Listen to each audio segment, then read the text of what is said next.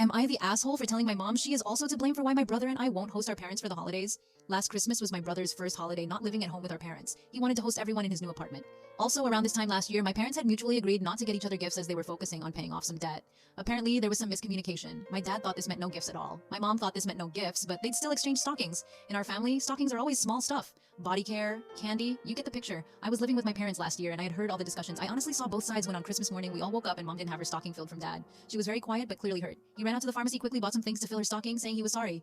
Now, should my dad have communicated better? Sure. Do I understand my mom's hurt by the situation? Also sure, but I thought they'd be able to swallow it all for lunch at my brother's. We go, and my dad is doing his best to make up for his blunder. My mom is in a terrible mood and keeps picking at him all day long. Toward the end of our time there, she ended up making a snarky remark about my dad not filling her stocking. My dad flipped his shit and started screaming that nothing he does is enough, then stormed out. My brother was clearly upset by having Christmas ruined by their arguing. I convinced my mom we should leave not long after. My brother and I were upset with both of them. My dad shouldn't have flipped out and screamed. My mom also should have kept her comments to herself or spoken to my dad later.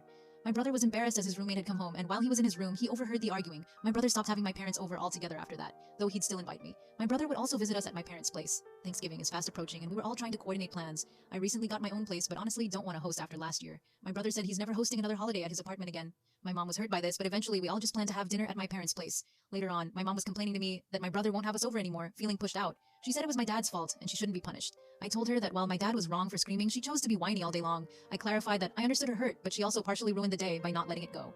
My mom got mad at me and accused me of taking sides. I said I'm not. If dad bitched, I'd tell him the same, but he seems to understand that he ruined it. I also pointed out that neither of them ever apologized to my brother, and I'm not confident they'd never do it again. My mom says I'm in the wrong for how I spoke to her. Am I the ass here?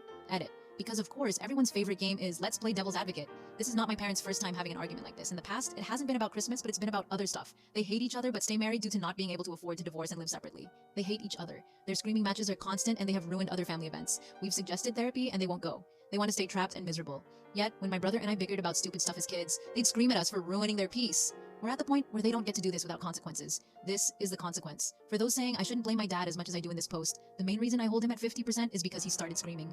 If he had just remained quiet and spoke to my mom later, then he wouldn't be held to the same degree. Because he screamed and refused to take accountability for his tantrum, he goes up here too. But I agree, without that, my mom is more at fault. Thank you to those who actually listened and paid attention.